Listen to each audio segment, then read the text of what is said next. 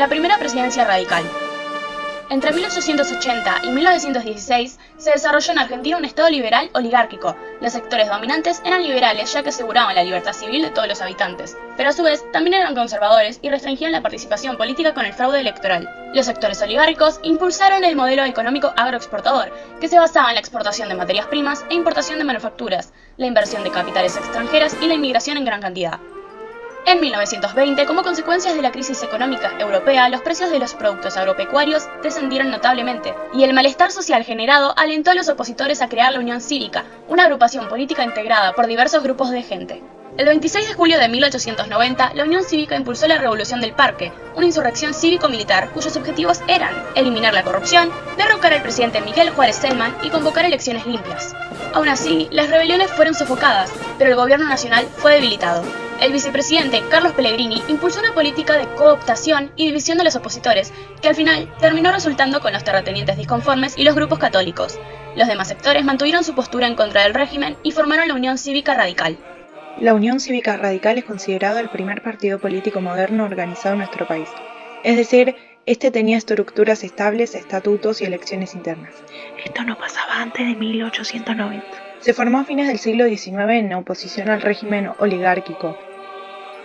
El radicalismo aumentó sus reclamos de democracia con una postura intransigente, con intentos fallidos de revolución. Sin embargo, los nuevos sectores medios urbanos se sumaron a la unión o la apoyaban. A principios del siglo XX se hacen fuertes, hay comités en las provincias e Irigoyen se convierte en la figura más importante. Por este crecimiento aparecieron conflictos obreros y algunos de la élite vieron la posibilidad de ampliar la participación política para frenar los levantamientos y el descontento. En 1910, Sanz Peña asumió la presidencia e impulsó la reforma política. En 1912 se aprobó la Ley 8.871, que declaraba el voto secreto obligatorio y universal. Con esta ley triunfa en sus primeras elecciones la Unión Cívica Radical en 1916. El triunfo de Hipólito Yrigoyen. Durante su primera presidencia, desde 1916 hasta 1922, Hipólito Yrigoyen enfrentó la oposición conservadora de las provincias utilizando la intervención federal. Este recurso permite que el gobierno federal reemplace a las autoridades provinciales en caso de un ataque. Yrigoyen ordenó 20 intervenciones federales, permitiendo incorporar sus partidarios en los gobiernos. Para contrarrestar la oposición en el Congreso, Yrigoyen buscó afianzar y disciplinar a los integrantes de su propio partido. Como él evitaba discursos en público, su imagen se vio afectada, por lo cual sus oponentes usaron eso como una crítica. La política reformista. La clase media conformaba la base electoral del Partido Radical. Estos sectores se beneficiaban con las oportunidades laborales y sociales que ofrecía el modelo agroexportador. El gobierno mantuvo el sistema económico vigente y no impulsó modificaciones revolucionarias. Impulsó una política reformista para garantizar una movilidad social ascendente.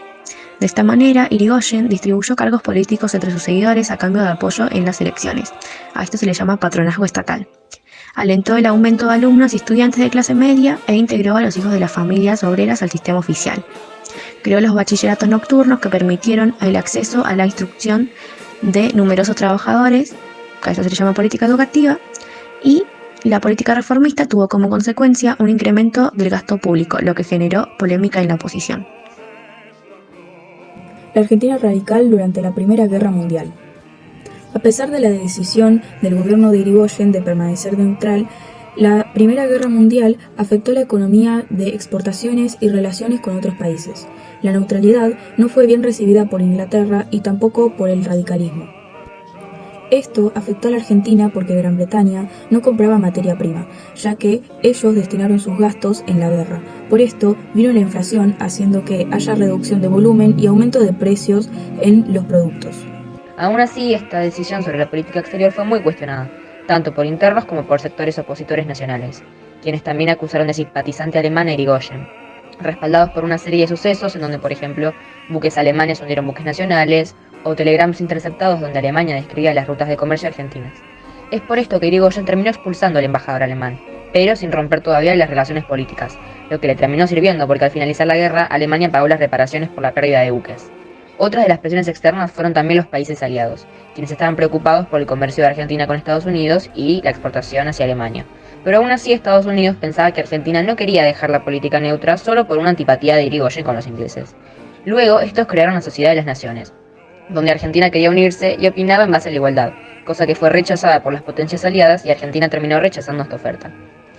Uno de los temas más polémicos de la administración radical fue su relación con el movimiento obrero, que osciló entre la administración con los sindicatos y la represión de los trabajadores. Pero el radicalismo había llegado al gobierno en una situación agravada por los efectos de la Primera Guerra, dado que se redujeron las exportaciones y se interrumpió la llegada de capitales extranjeras. En política laboral, la UCR pretendía ampliar la base social incorporando trabajadores y el Estado cumpliría el papel de árbitro en los conflictos. Sería conciliador con los sindicatos que no rivalizaban con la UCR y represor con los sindicatos socialistas. Ejemplo, la huelga marítima. Los trabajadores reclamaban mejores salarios, esta huelga dificultaba el comercio marítimo, entonces el Estado interviene para que las empresas mejoren los sueldos. En cambio, en el reclamo municipal de los recolectores de residuos, que eran de gremios socialistas y también reclamaban por mejor salario, se utilizó a la policía para reprimir porque eran gremios socialistas. Luego de la represión, despidieron a los huelguistas. En enero de 1919, en el barrio porteño de Nueva Pompeya, una huelga de obreros de la empresa metalúrgica Bacena fue reprimida violentamente por la policía. La represión gubernamental, que también recorrió el ejército, cobró la vida a numerosos obreros. Durante las trágicas jornadas, el gobierno nada hizo para impedir la acción de grupos paramilitares nacionalistas.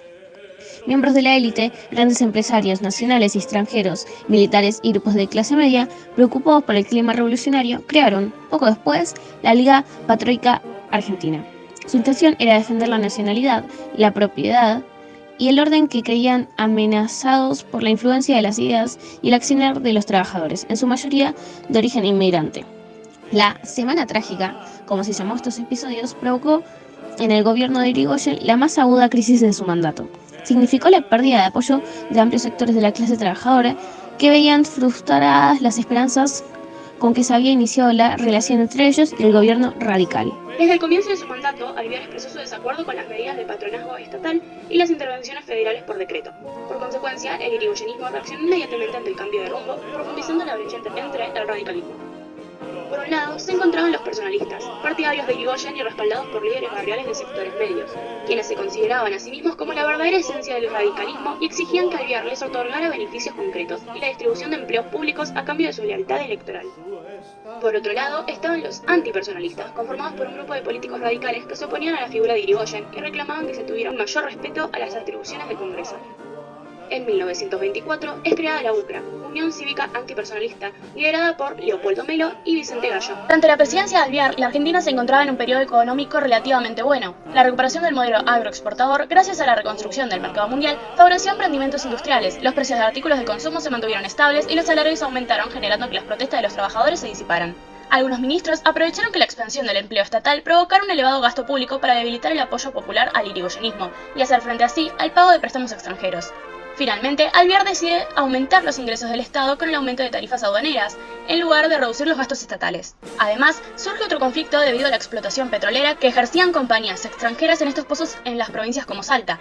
En 1923 es designado por Alvear Enrique Mosconi como director del organismo YPF, Yacimientos Petrolíficos Fiscales, creados por Irigoyen en su mandato, quien enfrentó a las compañías extranjeras y en 1925 el organismo crea una gran destilería en la ciudad de La Plata. En 1928, luego de las disputas sobre la cuestión petrolera, el irigoyenismo transforma la nacionalización del petróleo en el eje de su campaña electoral. En 1929 fue la caída, o mejor dicho, el quiebre de la bolsa de Nueva York. Y podemos preguntarnos, ¿por qué esto fue tan importante a nivel mundial si pasó en Wall Street? Bueno, esto fue así importante porque luego de la caída de la bolsa hubo una gran crisis económica en todo el mundo. Y los países dejaban de comprar materia prima a otros, como pasó con Argentina. Entonces, países como el nuestro, que su modelo económico dependía pura y exclusivamente de la venta de granos y animales, o sea, de materia prima, se vio afectado porque las exportaciones cayeron básicamente en picada y no entraban divisas al país. Esto perjudicó en principio a los terratenientes porque la moneda se devaluó un montón, pero la crisis afectó a toda la sociedad. Todos los sectores tuvieron reducciones en los salarios, muchos aumentos de precio, más que nada en productos de primera calidad. Ahora vamos a hablar del golpe de Estado en 1930. La primera gran cuestión es la crisis económica que se vivía por la caída de la bolsa de Wall Street. Irigoyen tenía una estructura de patronazgo estatal. Esto significaba que habían muchas personas que estaban trabajando en el Estado. Y como no entraban divisas al país por la crisis, no se podían sostener estos sueldos de los empleados públicos.